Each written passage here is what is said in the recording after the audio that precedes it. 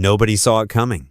Not the security guards in tuxedos standing by the massive oak doors. Not the Michelin star chef who prepared the 7-course meal. And certainly not the handful of Hollywood elites who had gathered under chandeliers worth more than most people's homes.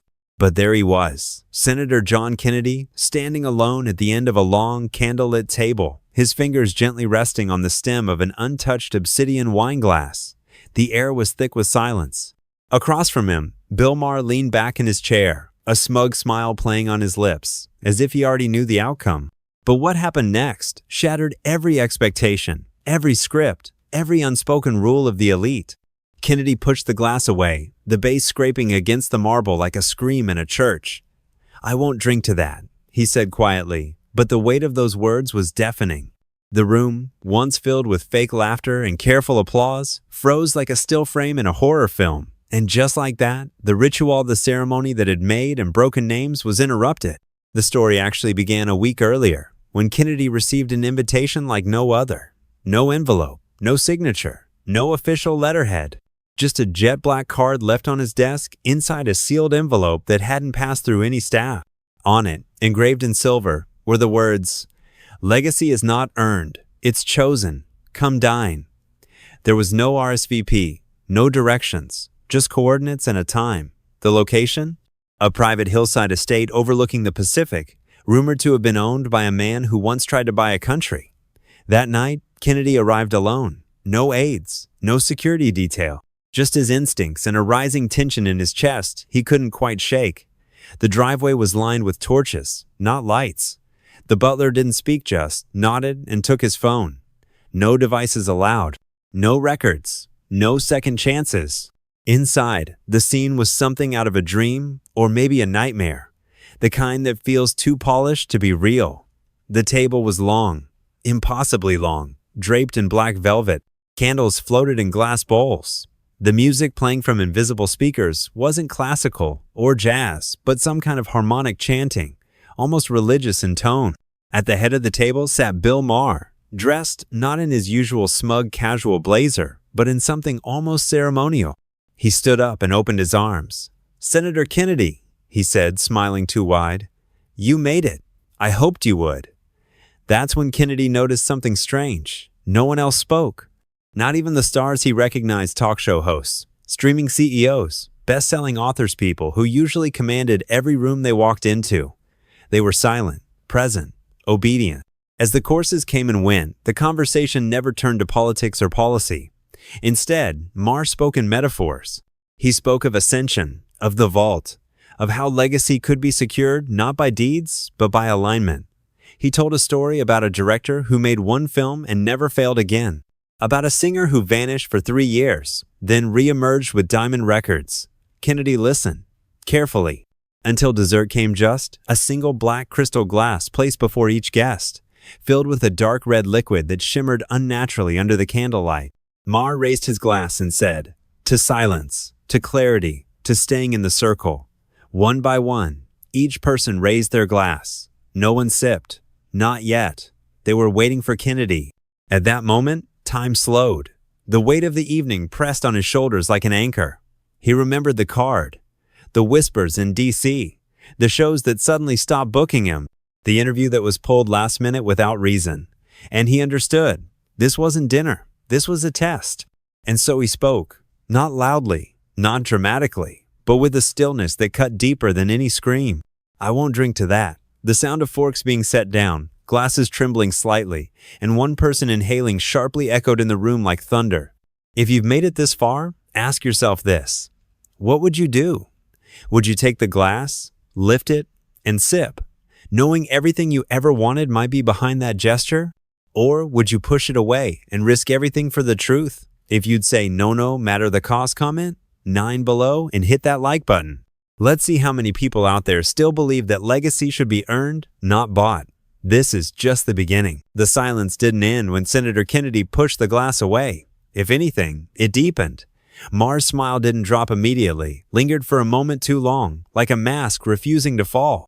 Then, in a motion that was almost imperceptible, Maher turned his glass slowly in his hand and set it down.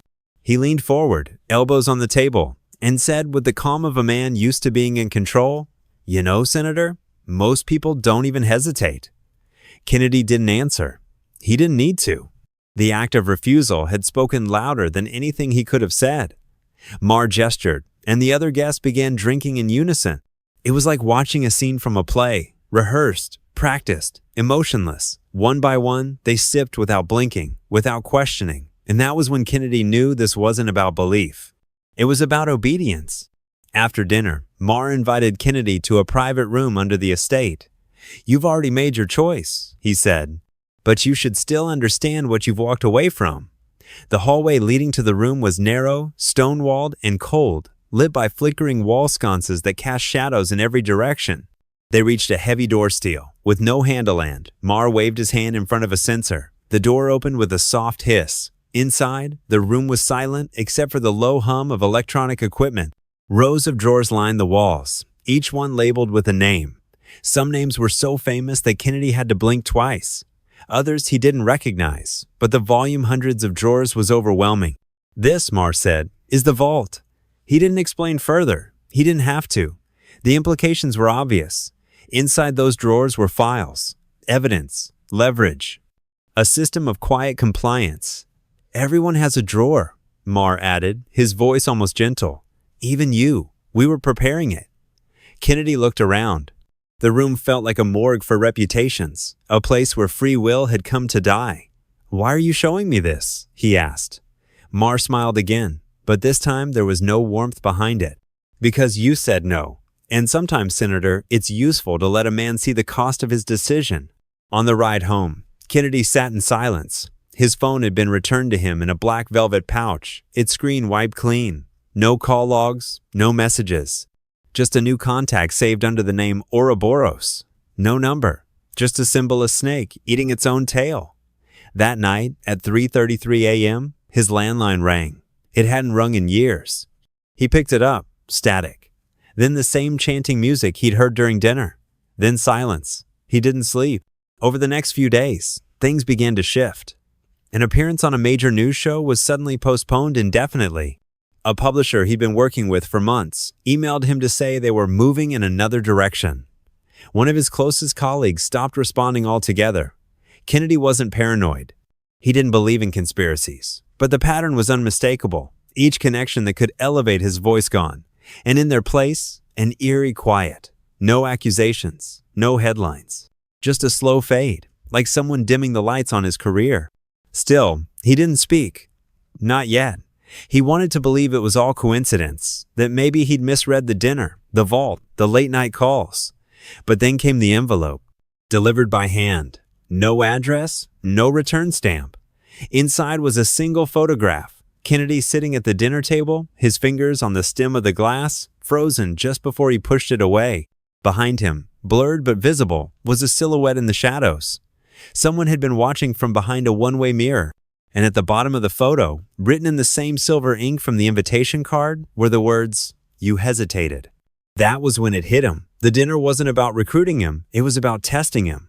His presence had been arranged, his glass had been a signal, and someone had been documenting every second. But who?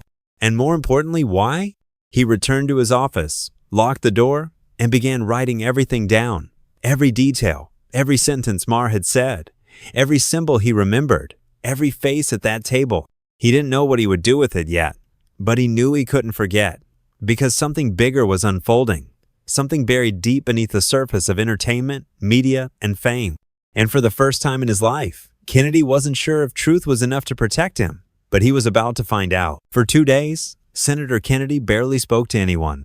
He canceled his appointments, turned off his phone, and sat in his study, staring at the photo image of him at the dinner table, hand on the glass, caught mid-decision. The words beneath it, "You hesitated," played in his mind on repeat like a curse, or maybe a warning. He tried to convince himself it was nothing, some manipulative scare tactic, a psychological trick to make him fold. But deep down, he knew better. That dinner wasn't a social gathering, it was a ritual, and he had broken the pattern. On the third morning, an unmarked car parked across the street from his home. It didn't move for hours.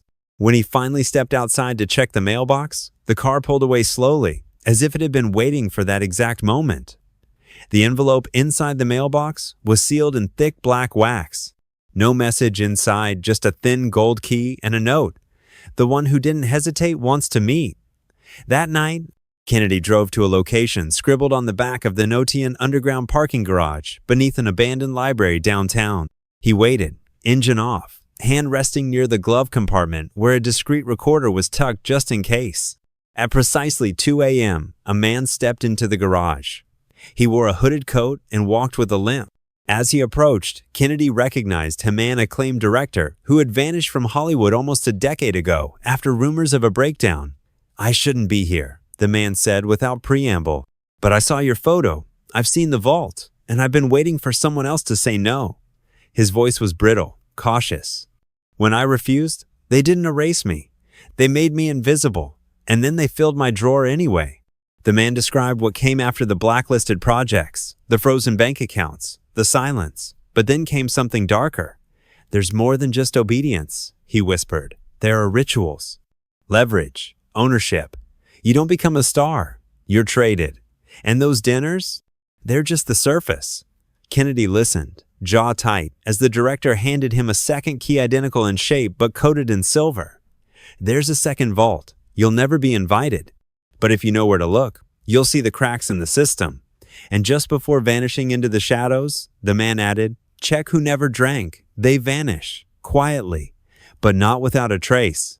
Back home, Kennedy dug through archive footage, articles, behind-the-scenes interviews looking for names that had disappeared after a single red carpet moment, a viral video, or one powerful headline. He found patterns. Stars who had promising careers, then walked away for personal reasons. Artists who hinted at something darker in cryptic tweets or late-night interviews, only to be labeled unstable or problematic. And each time, one common denominator appeared in the background: a glimpse of a dinner, a toast, or a nod from Maher. Then came the breaking point. 3 days later, Kennedy was scheduled to appear at a charity gala as a keynote speaker. Nothing political, nothing controversial, just a simple speech about mentorship and media responsibility. But when he arrived, his name had been removed from the program. The organizer apologized profusely. "We were told not to let you speak," she said, eyes wide with discomfort. "The sponsor pulled out the moment your name went public." The sponsor? A global entertainment firm with known ties to Maher's inner circle. He stood at the back of the ballroom, watching another speaker take the stage, an up-and-coming actor who had recently exploded onto the scene after a single talk show appearance with Maher. The crowd applauded wildly, but Kennedy just stared, a strange chill settling in his chest. It was happening in real time. The machine was running smoothly, and he was now officially on the outside. But he wasn't alone. As the gala ended, a woman brushed past him and slipped a folded note into his hand. No words, no glance, just a touch and gone. The note said, "You weren't the first, but you might be the last. They're watching. So are we." And just like that, Senator Kennedy realized this wasn't a battle for attention or revenge. This was a reckoning, one that had been delayed for far too long. The next move had to be careful, strategic, but more than anything, it had to be loud enough that it couldn't be buried. He took out his phone, opened a blank document, and began typing. The title read, "The Ritual of the Glass." He didn't know how the world would react, but he knew one thing for certain: he wasn't going to disappear. Not quietly. Not ever. The file was 47 pages long. Senator Kennedy had stayed up through the night writing it, documenting every detail with clinical precision. The invitation, the dinner, the vault, the threats that came wrapped in silence. He wrote as if the truth might evaporate, if not captured now, as if the ritual would rewrite itself and make him forget. At dawn, he printed 3 physical copies and sealed them in separate envelopes marked with only a symbolic circle drawn with a single break in its edge. He didn't sign his name, not yet, not until he was sure the message wouldn't vanish the moment it touched daylight. Later that afternoon, as the sun dipped low over the Capitol skyline, Kennedy walked into a private recording studio rented under an alias. No entourage, no announcement, just him, the script, and a microphone. His voice was calm but sharp, like a man not afraid but deeply tired of fear. He didn't name names, not directly. He spoke in patterns and moments, painting a picture too vivid to be coincidence. The dinner, the silence, the vault, the contracts without ink, the people who drank, and those who didn't, and how the world somehow forgot them in the months that followed. He ended the recording with a message that cut deeper than accusation. They didn't erase me because I was wrong. They tried to erase me because I saw too much. And if I disappear now, you'll know why. He uploaded the file to a secure drive, hidden behind layers of encryption, and scheduled it for release. It was time, but not to the media, not to a news outlet. He sent it to one persona, respected late-night journalist, known for speaking truth even when it got her canceled. He didn't write a message, just attached the file and titled the email, "Read this before they stop you." 2 days passed, no response, and then it dropped. The journalist had gone live on a late-night segment titled "The Glass They All Shared." She read parts of Kennedy's testimony word for word, and for the first time in years, her voice trembled. "We've all joked about the inner circle," she said, "but we never stopped to ask, what if it wasn't a joke?" The clip went viral before the segment ended. Millions of views, hashtags, speculation, support, but also fear. Within hours, 2 of the names alluded to in the speech posted cryptic messages, vague statements about being misunderstood and stepping back for a while.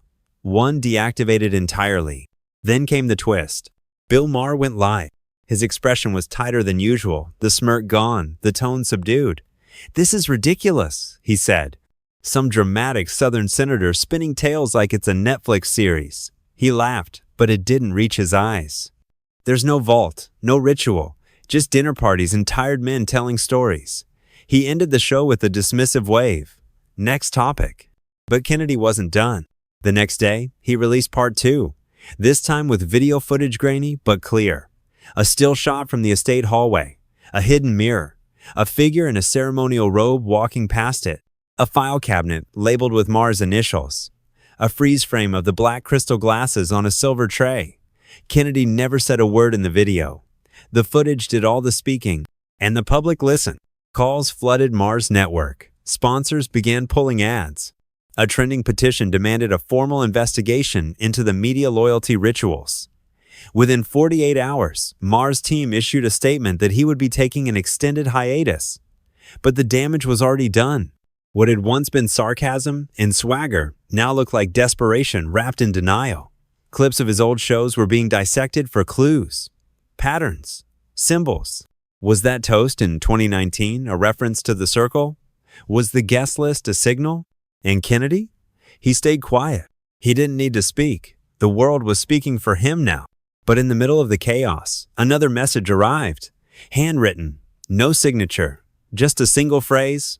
"We told you the vault wasn't the end." And enclosed, a new key. This one was red. Kennedy stared at it for a long time. He thought of the director who vanished, of the note slipped into his hand at the gala, of the woman who whispered, "You might be the last." He knew this wasn't over. What he had exposed was just the beginning. The next door had just been unlocked. And this time, he wasn't walking through it alone. Senator Kennedy held the red key in his hand for nearly an hour before moving.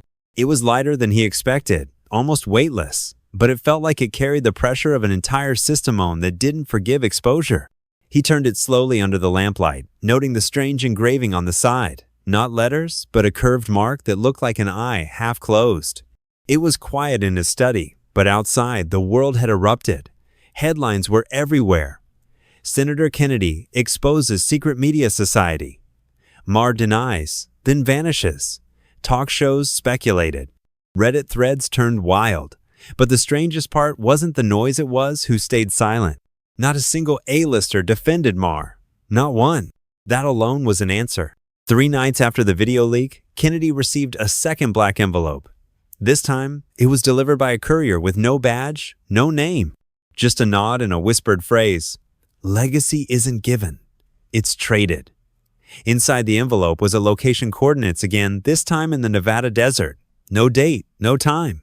Just a phrase, "Bring the red key." Sunset. He debated whether to go.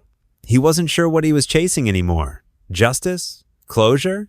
Or simply the truth, however ugly it might be. But the longer he waited, the more that one thought haunted him. What if they weren't just watching him? What if they were preparing for something bigger? He flew out under a private alias, rented an unmarked vehicle, and drove 4 hours into the desert. The location led him to what looked like a decommissioned communications bunker half buried in the sand, rusting, forgotten, The sun dipped low as he approached the heavy steel hatch. It opened without resistance. Inside was darkness, cold, and silence. Then the hum of a generator kicked in. A dim red light came to life overhead, revealing a circular chamber lined with screens. Each screen displayed a different city news studios, press conferences, entertainment sets, all live. In the center of the room was a pedestal with a lock that matched the red key. He hesitated, but he turned it. The screens immediately shifted. One by one, they began to play footage, unedited, unseen moments, conversations that should never have been recorded, behind-the-scenes deals, contracts signed in the shadows, promises whispered with champagne, a director breaking down in tears after failing the ritual, an actress, young and terrified, being assured by an executive, "Drink it, or they'll forget your name by Friday." Then, the feed changed again. A screen flickered on. Live. Bill Maher. He looked nothing like he did on television. Gone was the crisp suit and condescension. He was sitting in what appeared to be a windowless room, lit by a single bulb. Eyes bloodshot, expression hollow. His voice cracked as he spoke, unaware he was being recorded. "I told them I could contain it, that no one would believe him, but it's spreading." He buried his face in his hands. "You don't understand. This wasn't my design. I was just the mouthpiece. They control everything now." Another feed clicked on, showing a boardroom of masked individuals. No sound, just the image of folders being passed down a long table. Each folder bore a red wax seal. On the spine of the folder that stopped at the head of the table, one name was clearly stamped: John Kennedy. Kennedy stared at the screens, his pulse steady but rising. He whispered to himself, "This was never just about legacy. It's about control." A final screen lit up. It showed the same image from the first photo he received the dinner table, the moment he refused the toast. But now, the camera panned wider. Behind the mirror, watching in silence, were several figures, unmoving, unblinking. Only one thing was different this time. The man in the center stood up and looked directly into the camera, as if seeing Kennedy through the screen itself. The feed cut. All lights shut down. The door behind him clicked, closed. And for a second, he thought he had made a fatal mistake. Then, a single line of text appeared on the largest screen in front of him. "If you are reading this, then you've gone too far to stop." He was no longer just a whistleblower. He was a target. But he smiled, because the game had changed. And now the public wasn't just watching, they were asking questions, demanding answers. People were reposting his speech, quoting his words, uncovering their own clues from past events. Emails began flooding in, from journalists, from actors, from studio interns. Stories began to surface, a new one every hour. And then came the real twist. A video leaked not from Kennedy but from someone inside. A confession, blurred face, distorted voice. But the words were unmistakable. "The vault is real, and we all knew. But now we're done pretending." The story was no longer his. It belonged to everyone. By the time the sun rose over Washington, D.C., the world had changed. What began as a quiet refusal at a dinner table had unraveled into a full-scale cultural reckoning. The hashtag number "The Glass Was Real" trended across platforms. The footage of the vault, the secret recordings, and the whispered warnings had ignited a fire that even the most powerful media houses couldn't suppress. And at the center of it all stood Senator John Kennedy, not as a politician, not even as a public figure anymore, but as something rare, a man who said no and meant it, even when everything around him was built to punish that choice. The media scrambled to catch up. Studio executives locked down their buildings. Celebrities went silent. Bill Maher officially resigned from his show, citing health reasons, but his final broadcast never aired. Rumors swirled that he had been placed under surveillance by private investigators hired not by the government, but by shareholders demanding to know what he had been part of. But Senator Kennedy? He didn't run from it. He walked into the light. Days after the vault footage broke, he stood in front of a quiet, curious press corps not to defend himself, but to speak to everyone who had ever been made to feel like silence was their only option. No podium, no campaign banners, just a simple microphone and the truth.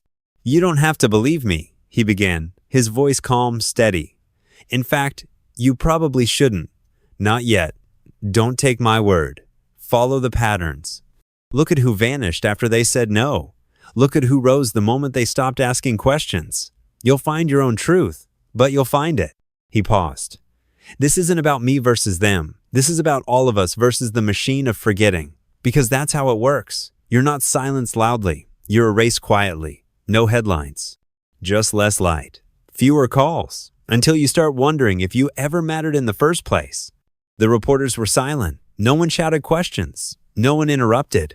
And then he held up a letter Rohn sent to him anonymously the night before. He read it aloud. "I was 19 when they invited me. I drank. I thought I was lucky. I've lived with that silence for 12 years. But after watching you, I know I wasn't the only one." Kennedy looked up. "This isn't about a dinner. It's about the idea that your voice should cost you everything. And we've all bought into that. We've all looked away when someone disappeared. We've all laughed when someone cracked under the weight. I'm not asking you to burn the system. I'm asking you to stop pretending it's not there." A beat of silence. Then one reporter stood and clapped. Another followed. And then another. The room didn't explode. It rose, slowly, like something sacred. It wasn't a press conference anymore. It was a reckoning. That night, Kennedy sat alone on his porch, staring at the stars. The red key rested on the table beside him. The vault was gone, now shut down, abandoned, or moved. No one knew. But it didn't matter, because the real vault wasn't the building. It was the fear of speaking. And that had cracked. An envelope lay beside the key. He hadn't opened it yet. It had arrived with no return address, just a symbol, a circle with a clean break. Inside, one sentence was written in blue ink. "They thought you'd stay silent. Thank you for proving them wrong." He didn't know who wrote it. Maybe it didn't matter, because now the story was out. The world was awake. And every person who had once whispered their truth behind closed doors now had permission to speak. The price of silence was no longer worth paying, and the cost of obedience was finally visible. So, if you're watching this, if you've made it this far, ask yourself, what would you do if you were at that table, holding that glass? Would you raise it for approval? Or would you push it away and face whatever came next? If you choose truth over comfort, risk over reward, then like this video and comment 9 below. Let the world know you wouldn't drink. Not for fame, not for legacy, not for anything. Because sometimes the most powerful thing you can say is no.